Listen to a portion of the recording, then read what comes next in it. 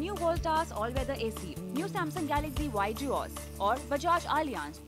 आजकल life on फटाफट, wifi फटाफट, हाईफाई फटाफट, फिल्म फटाफट, चिलिंग फटाफट, हंसी फटाफट, हंसी चैट फटाफट, हाथ फटाफट, ऑलवेज एक साथ फटाफट, स्कोर स्टोर मोर हो गया मेल बोर्ड, वाईफाई फटाफट, अपलोड फटाफट, डाउनलोड फटाफट, डोले बनाने में तो टाइम लगता है। Samsung Galaxy with fast Wi-Fi. Life on फटाफट।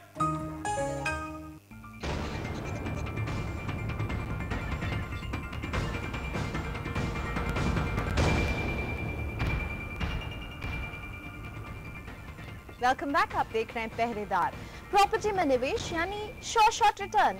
इसी उम्मीद के साथ यूपी मुजफ्फरनगर के राजीव मित्तल ने भी दिल्ली एनसीआर के नोएडा में फ्लैट बुक किया। जाने माने बिल्डर सुपरटेक के upcoming residential project Cape Town में फ्लैट बुक कराना इनके लिए आसान रहा, लेकिन परिस्थितियां बदली और मित्तल जी को बुकिंग कैंसिल करवानी पड़ी। 39 लाख के फ्लैट के लिए अप्रैल 2011 में इन्होंने करीब 2,90,000 रुपए की बुकिंग अमाउंट दी थी। सितंबर 2011 में इन्हें बेटी की शादी के लिए कैश की जरूरत आ पड़ी और राजीव मित्तल ने प्रोजेक्ट से निकलने का मन बना लिया। हालांकि अग्रीमेंट में बुकिंग अमाउंट के रिफंड का प्रावधान था, लेकिन सुपरटेक ने रिफंड के नाम पर राजीव मित्तल को दिया लंबा इंतजार। पहरेदार की पहल के बाद सुपरटेक अब रिफंड की तैयारी में जुट गया है। राजीव मित्तल हमारे साथ है फोन लाइन पर मुजफ्फरनगर से। राजीव जी नमस्ते।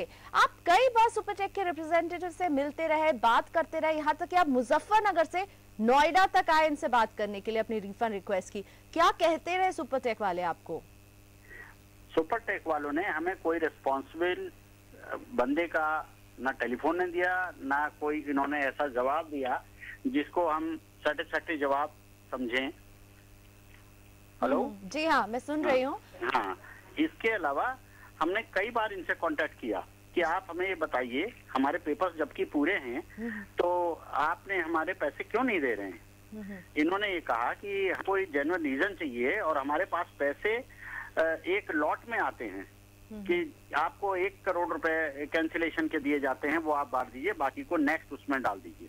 तो इस तरह करके इन्होंने 2 लिस्टें बनाई हुई थी। दूसरी लिस्ट में नाम था, मैंने प्रायोरिटी भी अपनी बताई कि बिटिया की शादी है, लेकिन उसके बाद भी इन्होंने जो है हमें पैसा नहीं दिया। और इस पैसे के नहीं मिलने की वजह से आप कितने परेशान रहे? हमें मार्केट से पैसा उठाना पड़ा। 4 रुपए सैकड़ा पे मैंने, क्योंकि बिटिया की शादी थी वो कैंसिल नहीं कर सकता था, वो मैंने मार्केट से पैसा उठाया और उसकी शादी का काम कंप्लीट किया।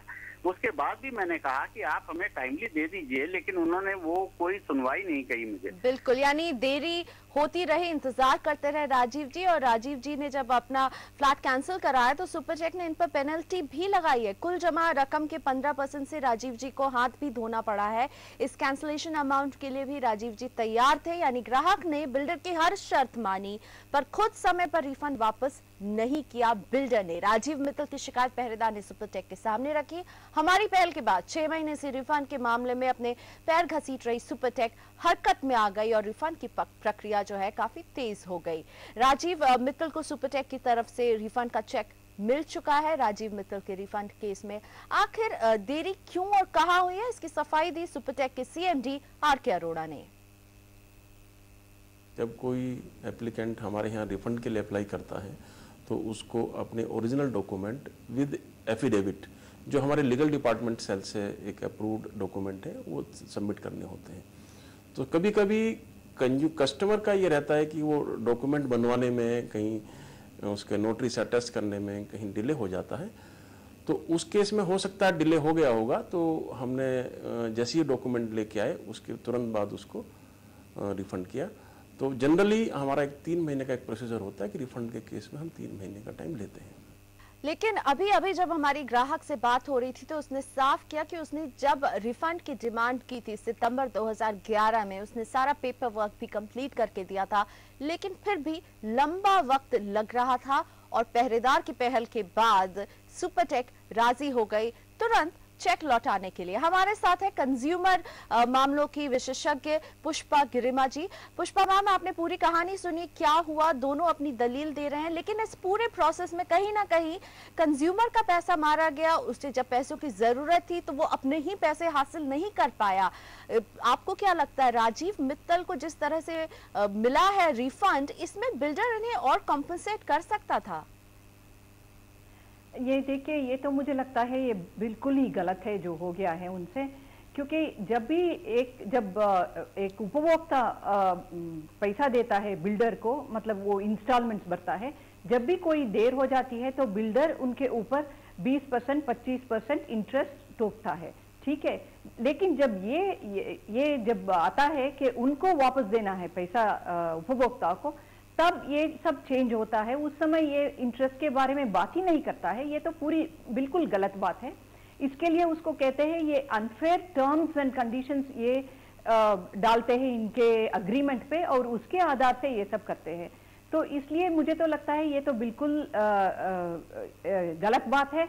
इनको इंटरेस्ट मिलना चाहिए। और दूसरी बात ये है कि ये जो कुछ रकम रख भी दिया है, मतलब डिडक्ट भी किया है, वो भी गलत बात है जी। और शायद ये इसके खिलाफ ये सीसीआई में भी जा सकते हैं, क्योंकि ये अगेन ये तो बहुत बड़ा बिल्डर है और ये उनका प्रमुख स्थिति का दुरुपयोग कर रहे हैं, मुझे लगता है। क्योंकि जो भी है, मतलब यह abuse of dominant position, because consumer is a weak entity here. तो इसलिए मुझे लगता है वो इंटरेस्ट जरूर इनको मिलना चाहिए और कॉम्पनसेशन भी मिलना चाहिए।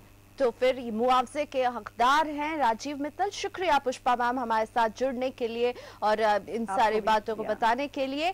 जाहिर तौर पर दो ऑप्शन, सीसीआई, उपभोक्ता फोरम, दोनों का ही रास्ता खुला है राजीव जी आपके लिए। बढ़ेंगे आगे। अहमदाबाद के जंक्रुत देसाई ने जुलाई 2011 में डेल का लैपटॉप खरीदा।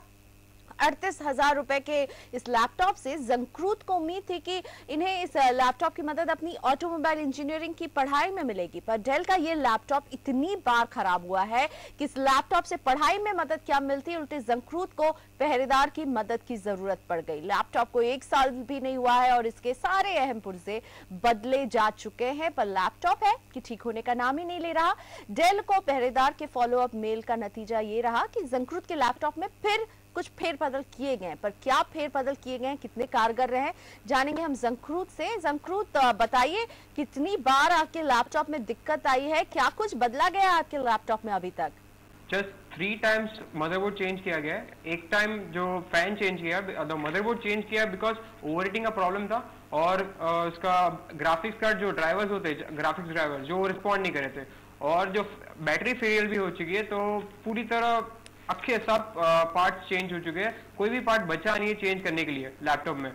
और ना तो कोई रिस्पांस आ रहा है डेल के सामने से, ना तो कोई सर्विस सेंटर से प्रॉपर रिस्पांस है। इसलिए मैं जस्ट इरिटेशन, इट्स लाइक कि मैं करूँ तो करूँ क्या जी। यानी तो मदरबोर्ड, बैटरी, फैन सब कुछ बदला जा चुका है, और जैसा कि जंक्रुत ने कहा, कोई ऐसा पार्ट नहीं बचा है जिसे बदला ना गया हो। पहरेदार ने जंक्रुत की परेशानी डेल के सामने रखी। डेल ने पहरेदार को कोई फॉर्मल जवाब अभी तक नहीं दिया, लेकिन जल्दी से लैपटॉप ठीक होकर जरूर जंक्रुत के पास पहुंच गया था, और इस बात की जानकारी हमें जंक्रुत ने खुद ही फोन करके बताया कि मेरा लैपटॉप ठीक हो गया है। लेकिन अभी 10 दिन भी नहीं बीते और जंक्रुत का दोबारा हमारे पास फोन आया, और परेशान थे जंक्रुत, क्योंकि ठीक होने के बावजूद ये ठीक नहीं था। क्यों जंक्रुत, अभी भी जब सर्विस सेंटर से लैपटॉप लौट कर आया है तो ठीक नहीं हुआ है पूरी तरह से? जस्ट 13 अप्रैल को जस्ट उन्होंने सर्विस सेंटर से मेरे को लैपटॉप वापस दिया, बट जो प्रॉब्लम जो मैंने रजिस्टर कराए थे कंप्लेंट्स, जो ग्राफिक्स कार्ड जो ग्राफिक्स ड्राइवर होते हैं वो रिस्पॉन्ड नहीं कर रहे थे, वो अभी भी रिस्पॉन्स नहीं कर रहे। जो भी कोई भी एप्लीकेशन जो होती है वो close the application, just close the program और wait until it just response. तो प्रॉब्लम्स आ रहे हैं, मैं प्रॉपरली जस्ट इरिटेशन हो चुका है मेरे को कि करूँ तो करूँ क्या मैं। तो डेल जरा सुनिए जंक्रुत देसाई की बात। ये है आपके कंज्यूमर, जुलाई 2011 में खरीदा गया, इनका लैपटॉप बिल्कुल काम करने की हालत में नहीं है। इसी के साथ वक्त है ब्रेक का। ब्रेक के बाद नोएडा की नमिता खरे निराश है एलजी फ्रिज से। ठीक होने के बाद भी फ्रिज से गायब है कूलिंग। इस मामले पर एलजी से पहरेदार ने मांगा जवाब।